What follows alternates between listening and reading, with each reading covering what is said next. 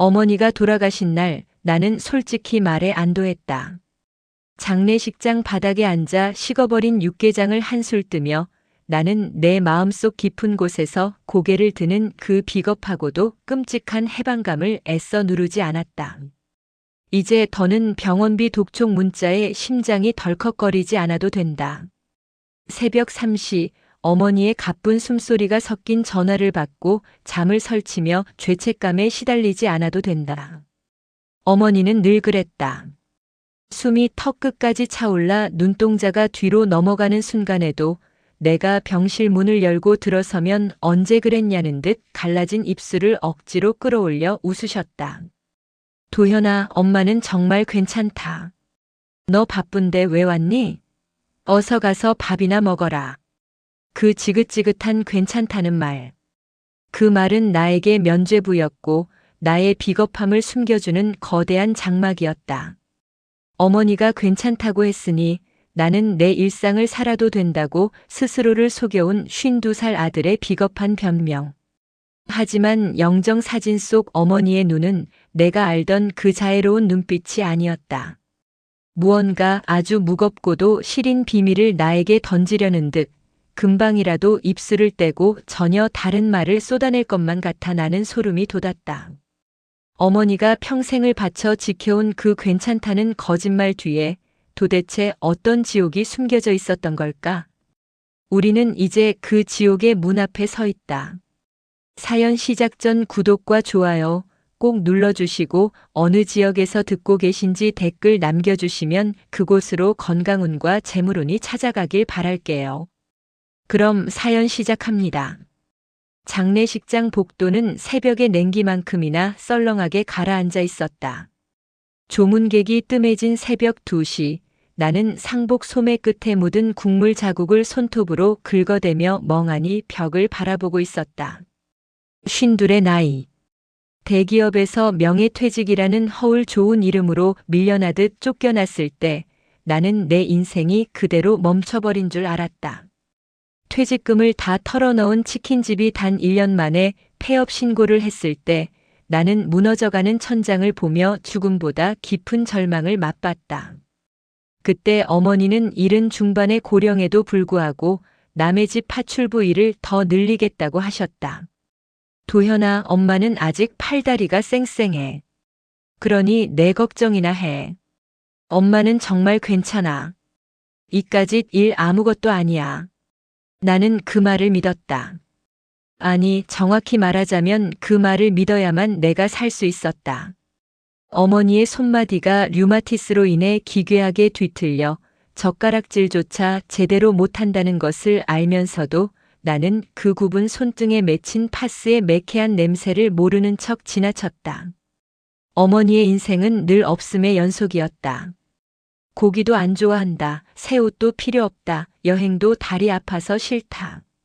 모든 인간적인 욕망을 스스로 거세당한 사람처럼 어머니는 오직 나의 평온만을 위해 박제된 것처럼 존재했다. 어느 비 내리는 오후였다. 어머니의 낡은 빌라를 말도 없이 찾아갔을 때 싱크대 위에는 유통기한이 한 달이나 지난 우유와 곰팡이가 허옇게 핀 멸치볶음이 덩그러니 놓여 있었다.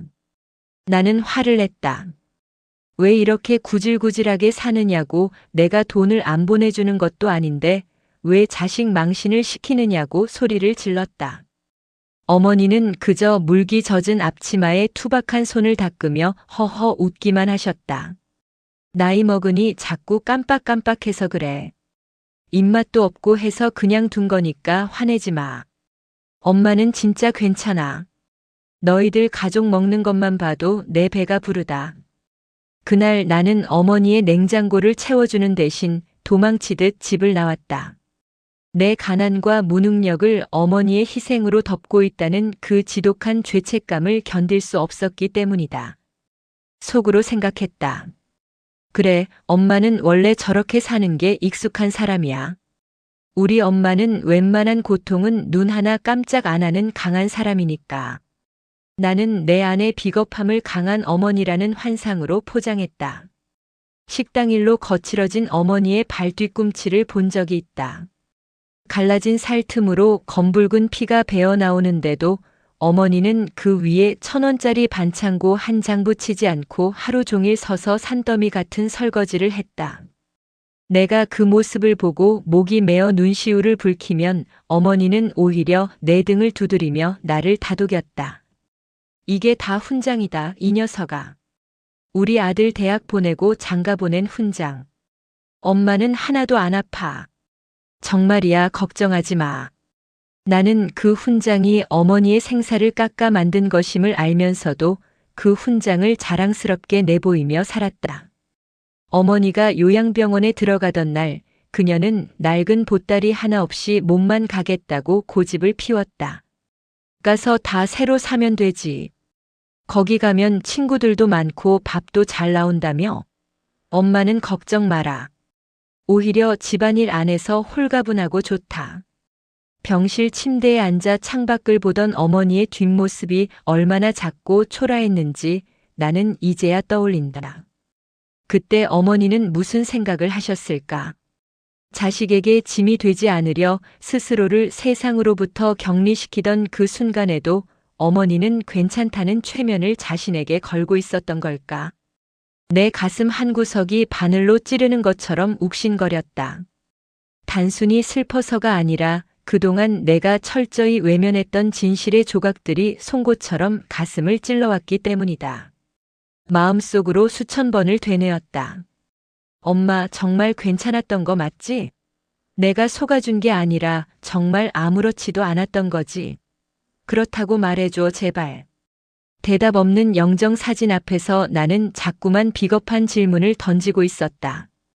내 아내 미정이는 옆에서 묵묵히 손님들에게 인사를 건넸다. 미정이는 현실적인 사람이다. 시어머니의 희생을 보면서도 어머님도 이제 본인 인생 찾으셔야죠. 저희가 언제까지 어머님 손 빌릴 수도 없고요라고 차갑게 말하던 사람이다. 그런 미정이가 오늘따라 입술을 꽉 깨물고 있다. 그녀의 눈에도 어머니의 괜찮다는 거짓말이 뒤늦게 빗으로 박힌 것일까? 나는 장례식장의 소란스러운 소음들이 아득히 먼 곳의 소리처럼 느껴졌다. 어머니가 없는 세상은 생각보다 고요했고 그 고요함이 나를 더 미치게 만들었다. 나는 이 장례가 끝나면 모든 게 끝날 줄 알았다. 어머니의 헌신도 나의 죄책감도 우리 집안의 가난했던 기억들도 모두 흙 속에 묻힐 줄 알았다. 하지만 그것은 나의 오만한 착각이었다.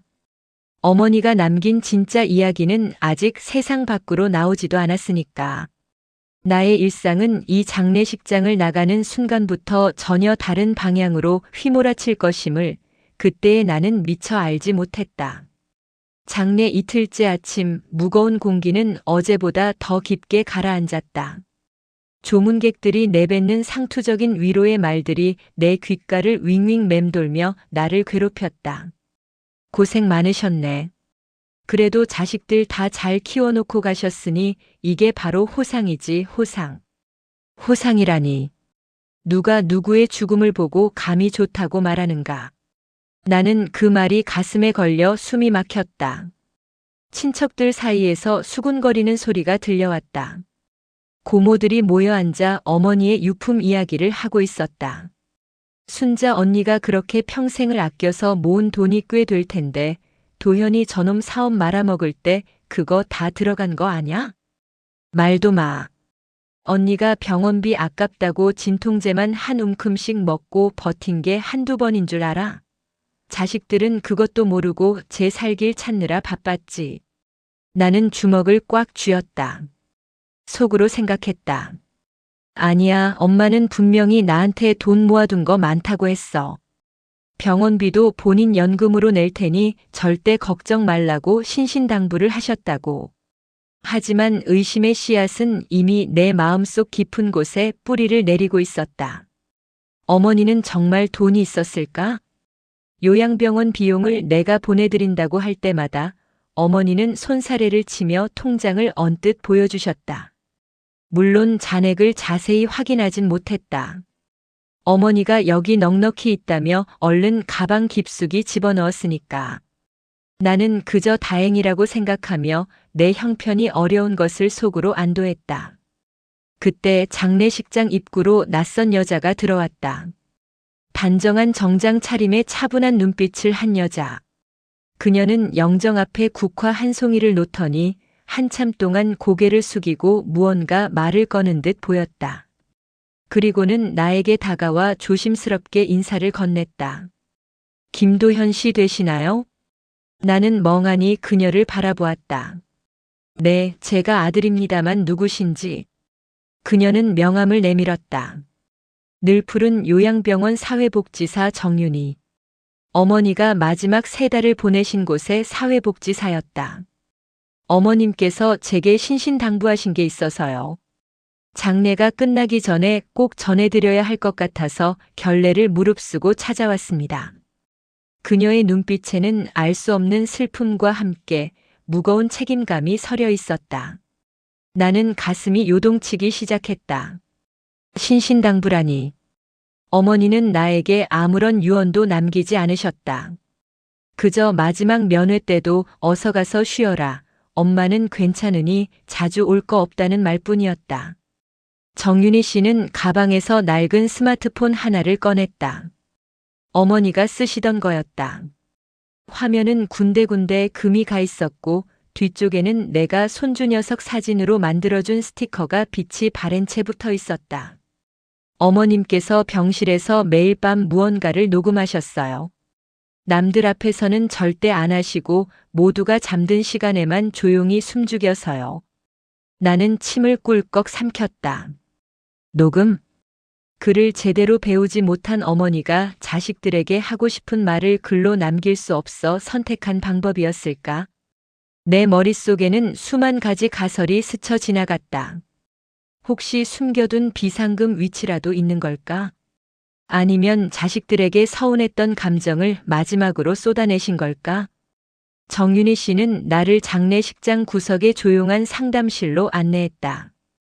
도현 씨, 이걸 듣기 전에 마음을 단단히 먹으셔야 할 거예요. 어머님이 평생 숨겨온 진짜 목소리가 이 안에 담겨 있거든요. 그녀의 말에 나는 손끝이 파르르 떨려왔다.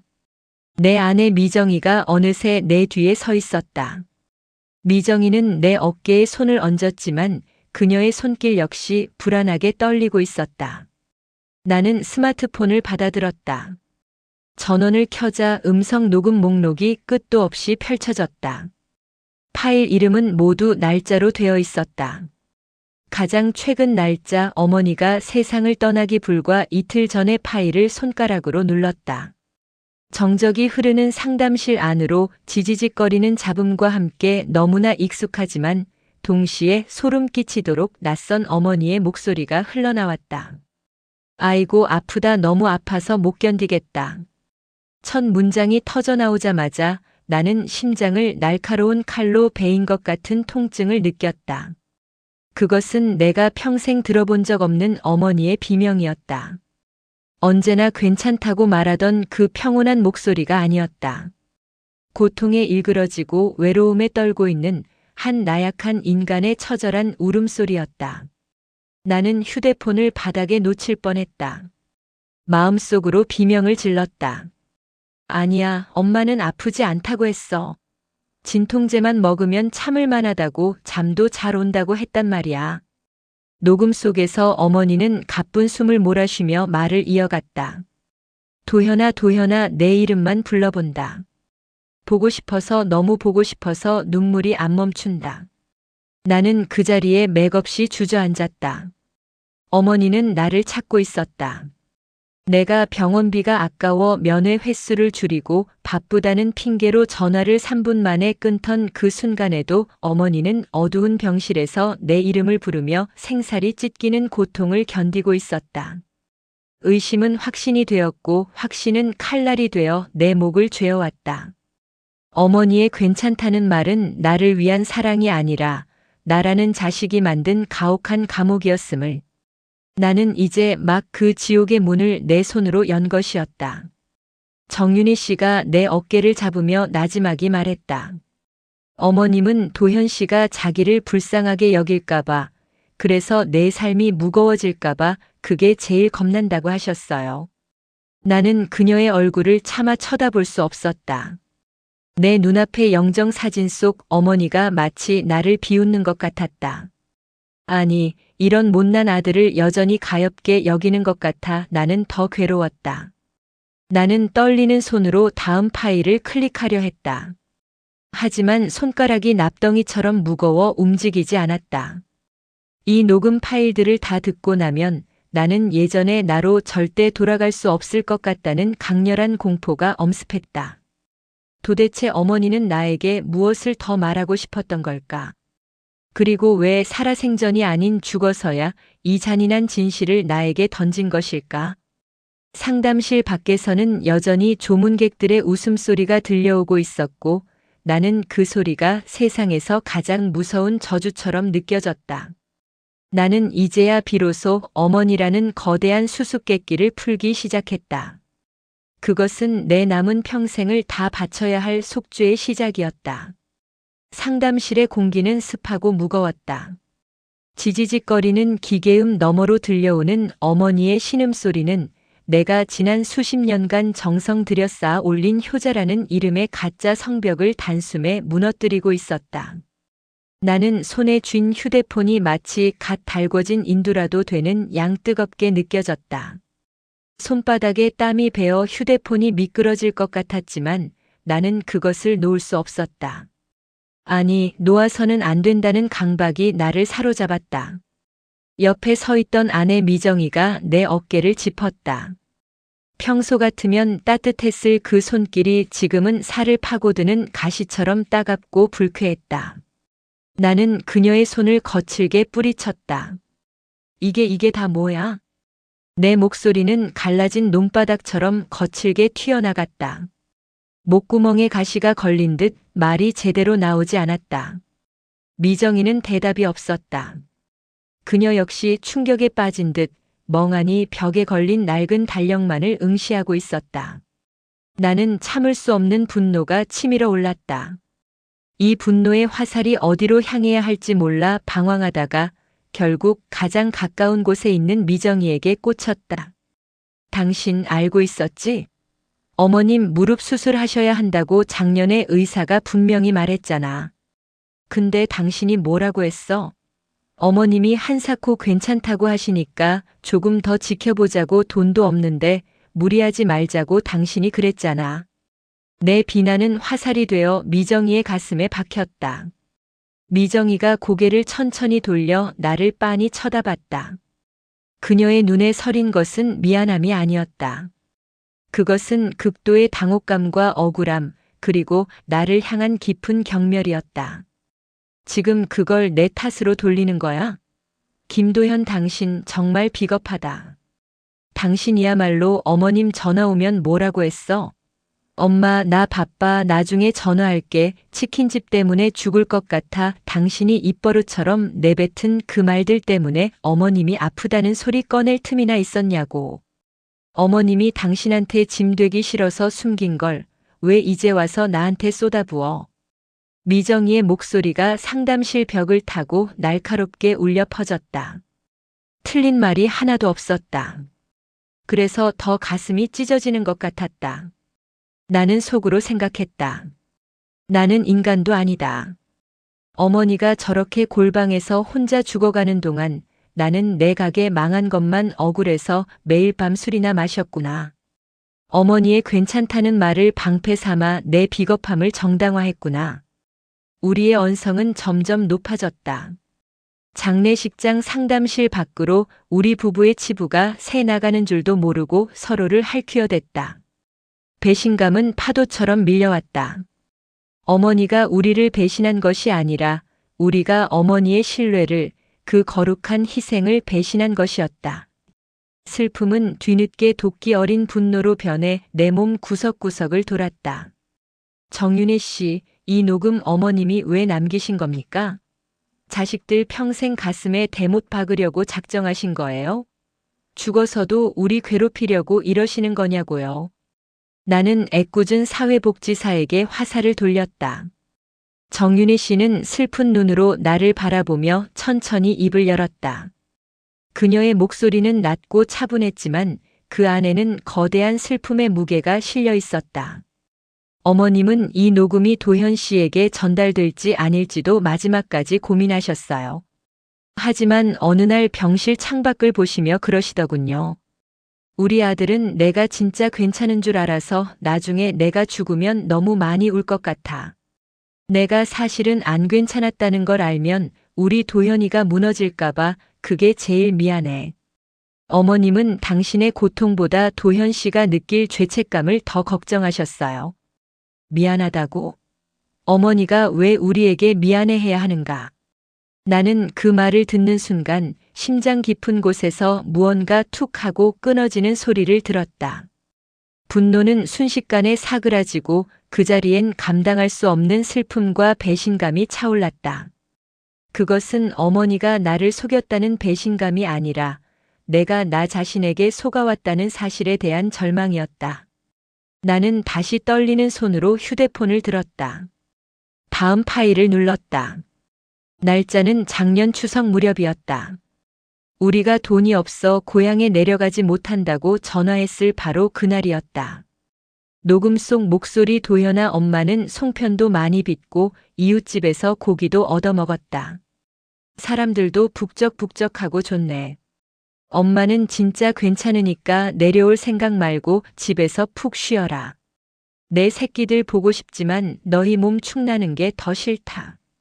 녹음 속 어머니의 목소리는 가늘게 떨리고 있었다. 배경음으로는 쓸쓸한 차가운 빗소리만 들릴 뿐 어디에도 명절의 활기나 사람 소리는 들리지 않았다.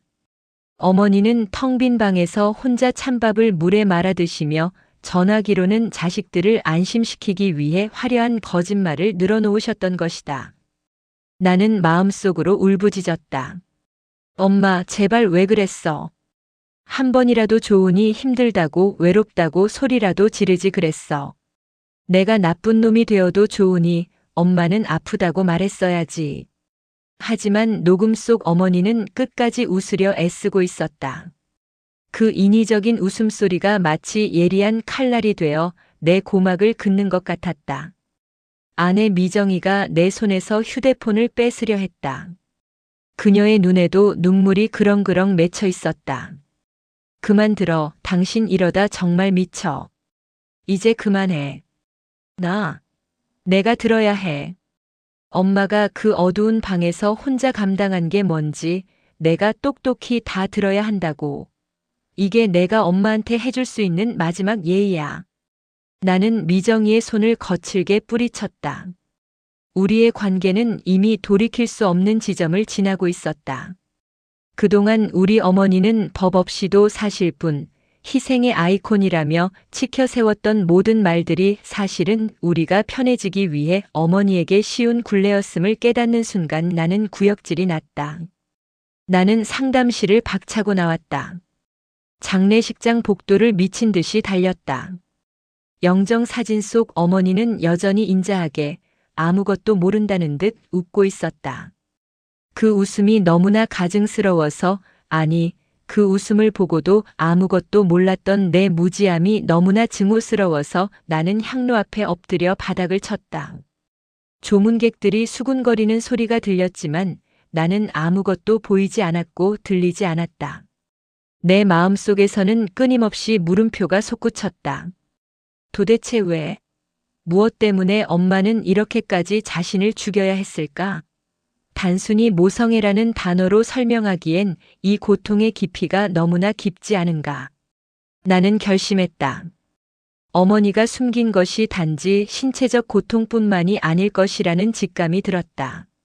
어머니의 통장 잔액이 왜 항상 바닥이었는지, 그 많던 식당 일당들은 다 어디로 사라졌는지 나는 그 진실을 찾아내야만 했다.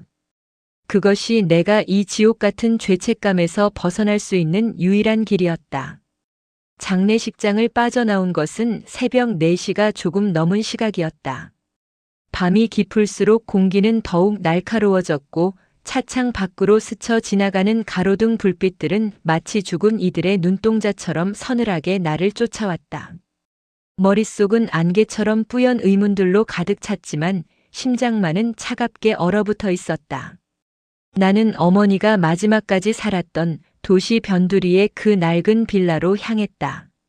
아내 미정이는 따라오지 않았다. 우리는 서로에게 너무나 깊은 상처를 입혔고 지금은 각자의 지옥에서 버텨야 할 시간임을 본능적으로 알고 있었다. 빌라 현관문을 열자 퀴퀴한 곰팡이 냄새와 오래된 파스 냄새가 한데 뒤섞여 코끝을 찔렀다. 어머니의 채취가 고스란히 남아있는 공간. 나는 전등 스위치를 올리지 않은 채 스마트폰 손전등의 좁은 빗줄기에 의지해 집 안을 살폈다. 벽지는 여기저기 들떠 있었고 장판 아래에서는 습기가 올라와 눅눅한 기운이 발바닥을 타고 전해졌다. 어머니는 이런 곳에서 매일 밤 괜찮다며 잠을 청하셨던 것이다. 나는 어머니의 낡은 장롱을 열었다. 옷가지 몇 벌 없는 소박하다 못해 처량한 장롱 안쪽 깊숙이 숨겨진 작은 오동나무 상자 하나를 발견했다. 상자 위에는 먼지가 두껍게 쌓여 있었다. 마치 세월이 그 진실을 덮어주기라도 한 듯이. 나는 떨리는 손으로 먼지를 닦아내고 뚜껑을 열었다. 그 안에는 어머니의 삶이 응축된 잡동사니들이 들어 있었다. 손때 묻은 낡은 가계부, 내가 초등학교 때 삐뚤삐뚤하게 쓴 어버이날 편지, 그리고 노란 고무줄로 묶인 낡은 통장 몇 권. 나는 숨을 죽이며 통장을 펼쳤다.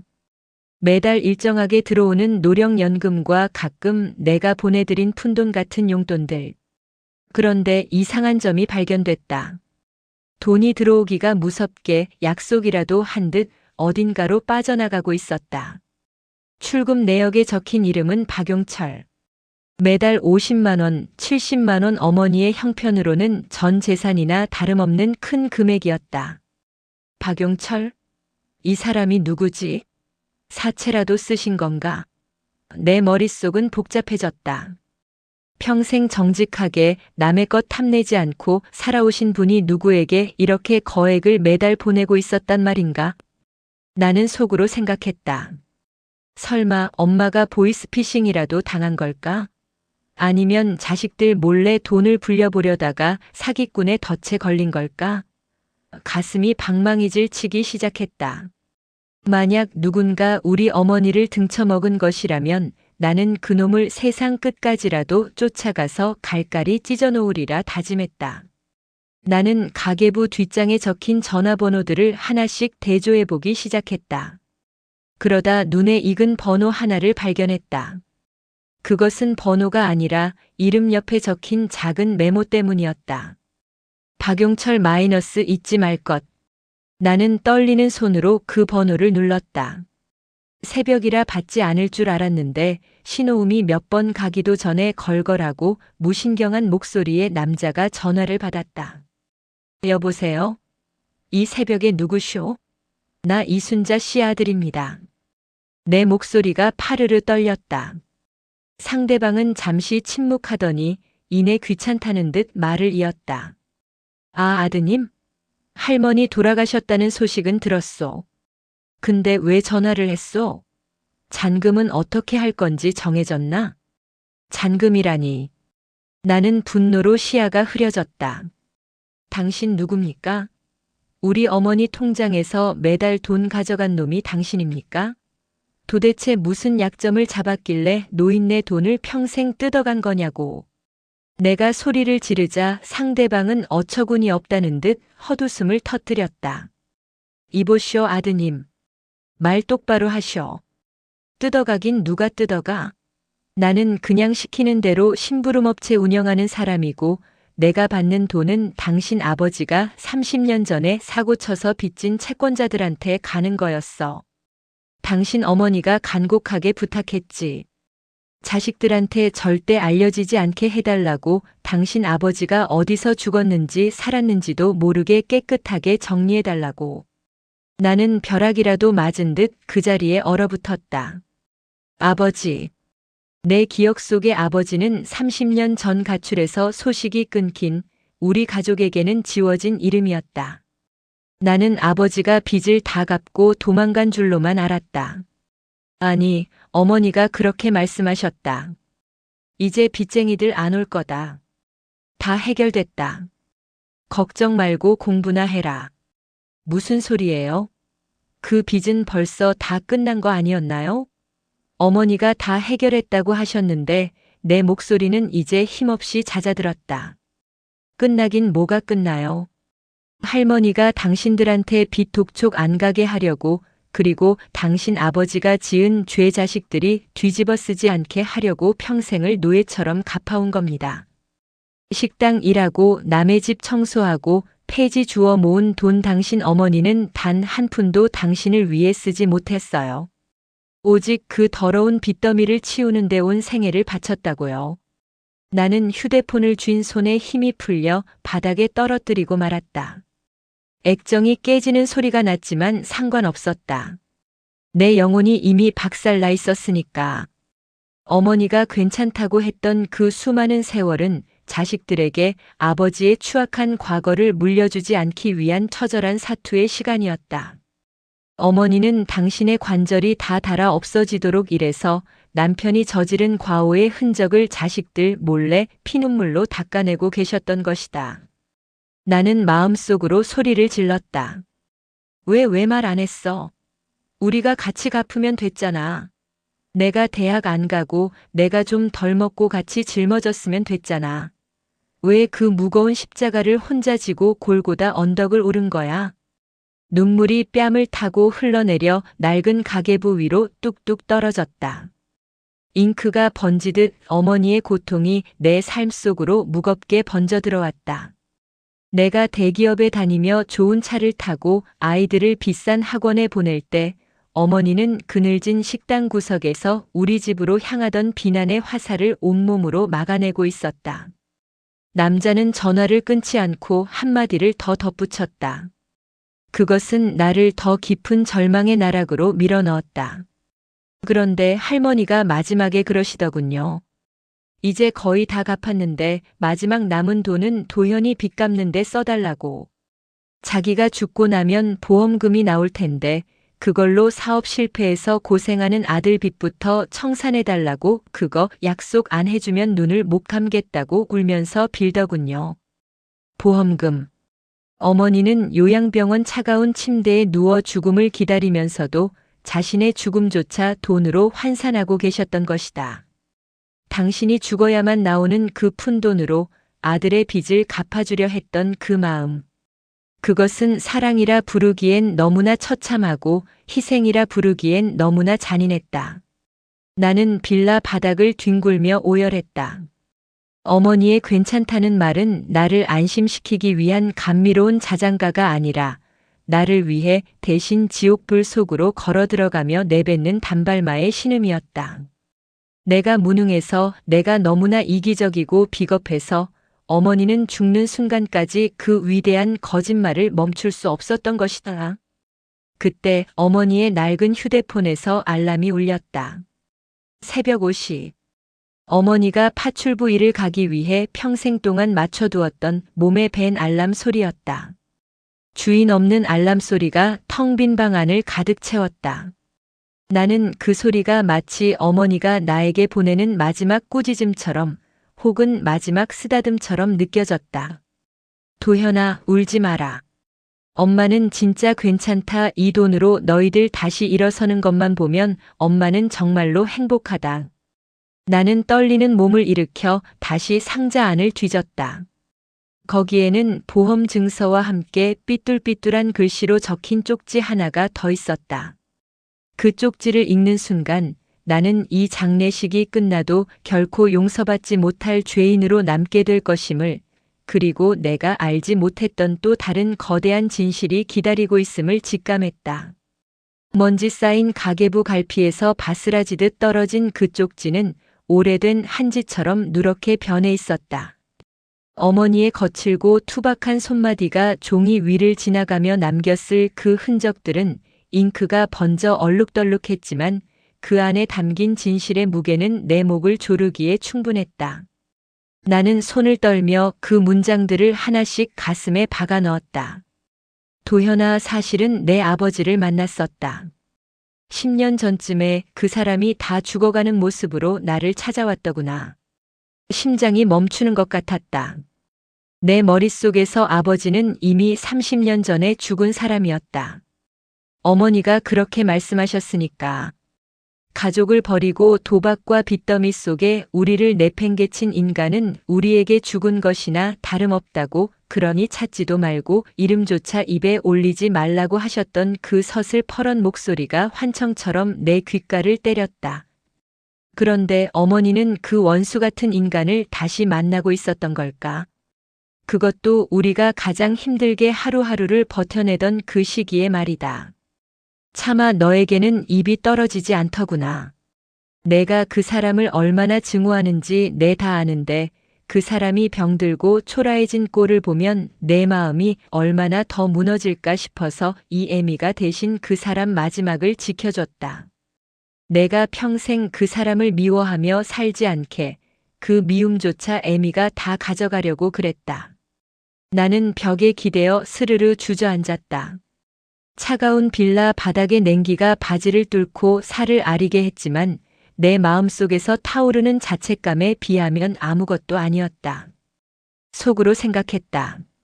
엄마는 도대체 어디까지 나를 위해 거짓말을 한 거야? 내 마음이 다칠까봐, 그 인간 때문에 내가 다시 고통받을까봐 엄마는 그 지옥 같은 병수발과 뒷바라지를 혼자 다 해냈다는 거야? 어떻게 인간이 그럴 수가 있어? 어떻게 엄마라는 사람은 이토록 잔인하게 자신을 버릴 수 있단 말인가. 가슴 한복판에 시뻘건 불덩이를 삼킨 것처럼 뜨거워졌다. 분노와 슬픔, 그리고 알 수 없는 허탈감이 뒤섞여 나도 모르게 짐승 같은 비명이 터져나왔다. 나는 바닥을 주먹으로 내리쳤다. 어머니가 평생 식당에서 설거지하고 남의 집 안방을 닦으며 모은 그 핏값 같은 돈이 결국 그 인간의 병원비와 도박 빚을 청산하는 데 들어갔다는 사실이 나를 미치게 만들었다. 그리고 그 모든 과정을 나에게 엄마는 요즘 돈 쓸 일이 없어 괜찮다는 웃음으로 숨겼다는 사실이 내 영혼을 갈갈이 찢어놓았다. 그때 주머니 속에 휴대폰이 미친 듯이 진동했다. 정윤의 사회복지사의 전화였다. 도현 씨, 지금 장례식장으로 당장 오셔야겠어요. 어머님 채권자라는 사람들이 들이닥쳐서 난리가 났습니다. 나는 번뜩 정신이 들었다. 아직도 빚이 남아 있었단 말인가. 나는 미친 듯이 차를 몰아 장례식장으로 향했다. 가속 페달을 밟는 발이 달달 떨렸다. 머릿속은 온통 어머니의 마지막 얼굴뿐이었다. 당신은 죽어서도 편히 쉬지 못하고 그 더러운 돈의 굴레에 묶여 조롱당하고 계신 건가 싶어 눈앞이 붉게 물들었다. 장례식장에 도착하자마자 들린 것은 상스러운 고함이었다. 검은 양복을 입은 사내 둘이 빈소 입구에서 화병을 걷어차며 소리를 지르고 있었다. 이보쇼. 사람이 죽었다고 빚이 공중으로 날아가는 건 아니지. 이순자 할멈이 우리한테 마지막으로 넘기기로 한 잔금이 아직 1,000만 원이나 남았어. 상주 어디 있어? 아내 미정이가 하얗게 질린 얼굴로 그들을 막아서고 있었다. 나는 눈이 뒤집혀 그들에게 달려들었다. 사내 중 한 명의 멱살을 움켜쥐고 벽으로 밀어붙였다. 이게 무슨 짓이야? 여기가 어디라고 감히 행패를 부려. 당장 안 나가? 사내는 비웃으며 주머니에서 꼬깃꼬깃한 서류 뭉치를 내 가슴팍에 던졌다. 당신이 그 잘난 아들이지?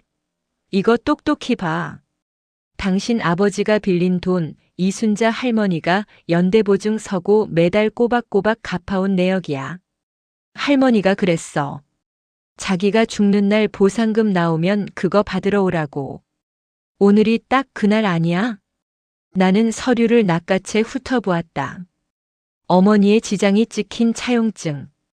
그 옆에는 10원 단위까지 깨알같이 적힌 상환 내역이 있었다.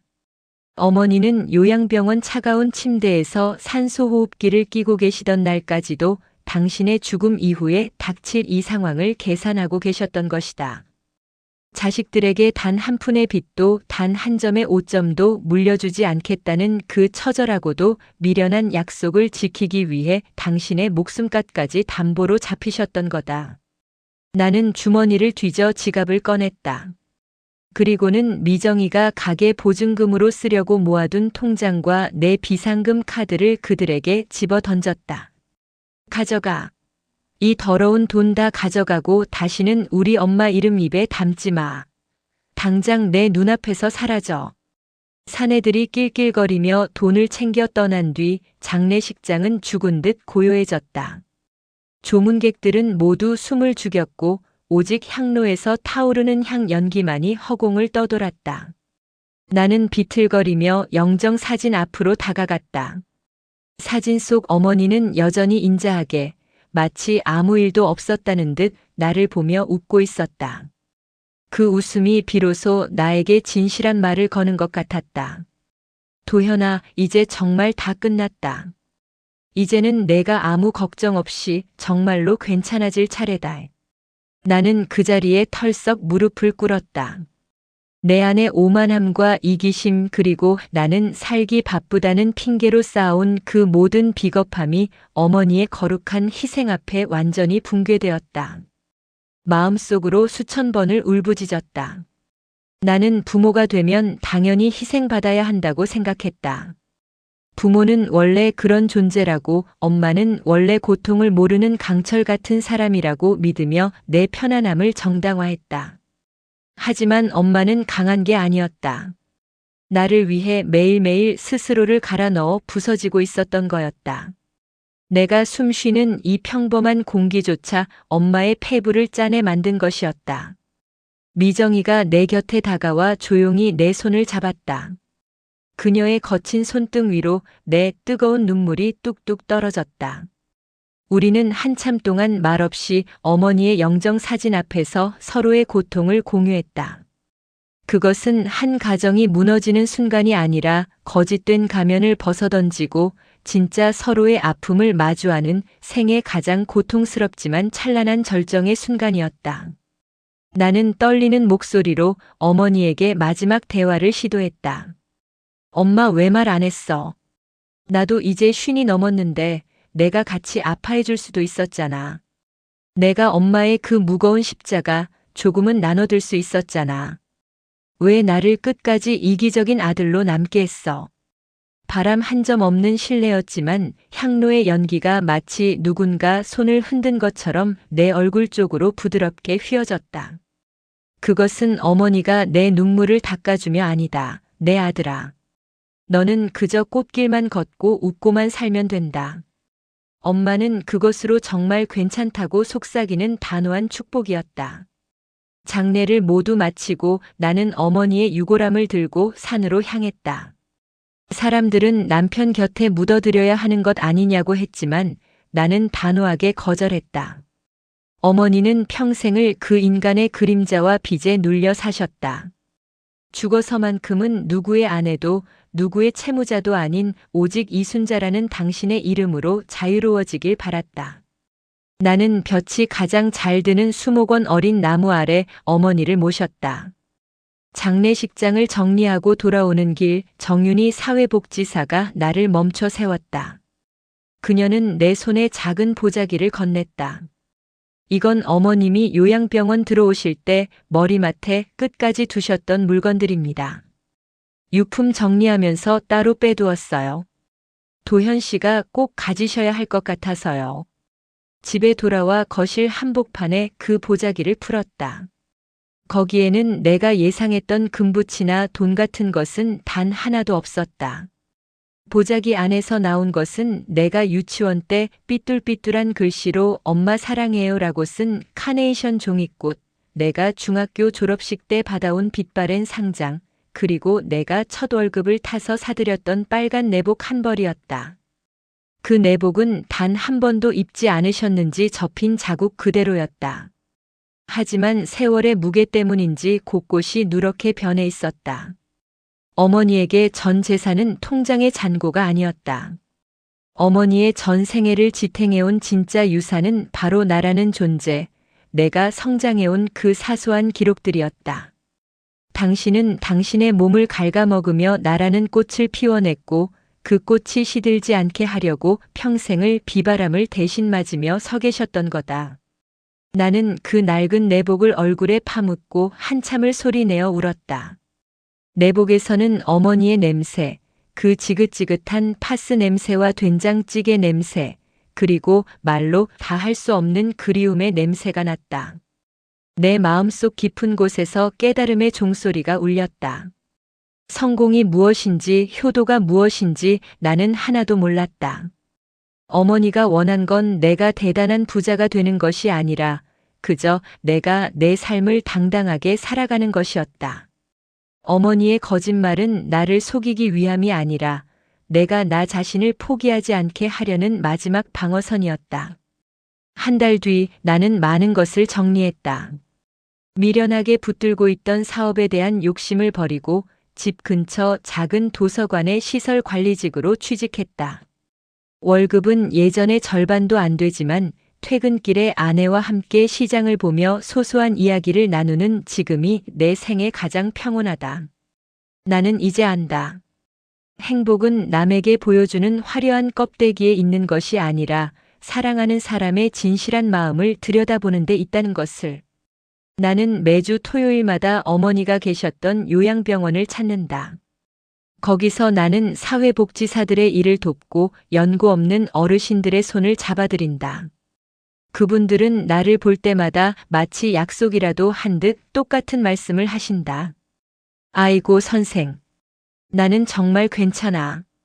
우리 아들 바쁜데 오지 말라고 해. 나는 여기가 천국이야. 그럴 때마다 나는 그분들의 주름진 손을 내 두 손으로 꼭 감싸쥐며 눈을 맞추고 차분하게 말한다. 어르신, 괜찮다고만 하지 마세요. 아프면 아프다고, 외로우면 외롭다고 말씀하셔야 합니다. 그래야 자식들도 나중에 덜 울고 덜 미안해하거든요. 부모님이 아픈 건 자식에게 짐이 아니라 사랑할 기회를 주는 겁니다. 그러니 제발 괜찮다는 거짓말은 이제 그만하세요. 내 진심이 닿았는지 어떤 어르신은 내 손등 위로 눈물을 툭 떨어뜨리신다. 나는 그 눈물을 닦아드리며 생각한다. 이것이 어머니가 나에게 남겨준 진짜 사명이라고. 괜찮다는 말 뒤에 숨은 부모님들의 눈물을 닦아주는 것, 그것이 내가 어머니에게 드리는 뒤늦은 속죄라고 말이다. 집으로 돌아오는 길 노을이 지는 하늘을 보며 나는 사진 속 어머니에게 말을 건넨다. 엄마, 나 이제 정말 괜찮아. 엄마가 억지로 웃으며 빌어준 대로 나 이제는 나 자신을 속이지 않고 내 마음 지키면서 잘 살게. 그러니까 엄마도 거기서는 절대 참지 마. 배고프면 고기 사달라고 떼도 쓰고 다리 아프면 업어달라고 투정도 부리면서 그렇게 편하게 계셔. 내 곁을 지키는 미정이도 이제는 웃음을 되찾았다. 우리는 더 이상 돈 때문에 서로를 핥히지 않는다. 우리는 매일 아침 서로의 안부를 묻는다. 오늘 마음은 좀 어때? 진짜로 괜찮아? 그 질문이 우리 가족을 지탱하는 가장 큰 힘이 되었다. 어머니가 남겨주신 텅 빈 통장은 내 마음속에서 세상 그 어떤 보물보다 값진 가르침으로 가득 찼다. 나는 이제 내 자식들에게 괜찮다는 거짓말을 물려주지 않을 것이다. 슬픔도 고통도 기쁨과 함께 나누는 것이 진짜 가족이라는 사실을 내 온몸으로 가르칠 것이다. 어머니가 나를 위해 바친 그 거룩한 생애가 헛되지 않도록 나는 오늘 하루를 가장 진실하게 살아낼 것이다. 우리는 누구나 부모라는 거대한 나무의 그늘 아래서 태어납니다. 그 그늘이 너무 넓고 시원해서 우리는 그 나무가 햇볕에 타들어가고 비바람의 가지가 꺾이고 있다는 사실을 자주 잊어버리곤 합니다. 부모님이 입버릇처럼 하시는 나는 괜찮다, 너나 잘 살아라는 그 말. 그것은 사랑이 만든 세상에서 가장 숭고하고도 잔인한 거짓말입니다. 여러분의 부모님은 강해서 참으시는 것이 아닙니다. 여러분의 삶이 조금이라도 가벼워지길 바라는 마음에 자신의 고통을 스스로 삼키고 계신 것입니다. 더 늦기 전에 그 굳게 닫힌 부모님의 입술 뒤에 숨겨진 신음소리에 귀를 기울여 보십시오. 부모님께 전화를 걸어보세요. 그리고 괜찮다는 대답이 돌아오면 한 번만 더 물어봐 주세요. 정말이죠? 엄마 진짜로 하나도 안 아픈 거죠? 라고 말입니다. 그 한마디의 관심이 평생을 거짓말 속에 살아온 부모님의 무거운 어깨를 가볍게 해드릴 수 있습니다. 엄마, 이제는 내가 당신의 그늘이 되어줄게요. 하늘나라에서는 절대 참지 마세요. 보고 싶으면 보고 싶다고, 아프면 아프다고 펑펑 울면서 그렇게 아이처럼 편히 쉬세요. 이제야 비로소 당신의 진실을 마주한 못난 아들이 세상에서 가장 아름다웠던 당신의 거짓말의 마지막 인사를 전합니다. 사랑합니다. 나의 어머니.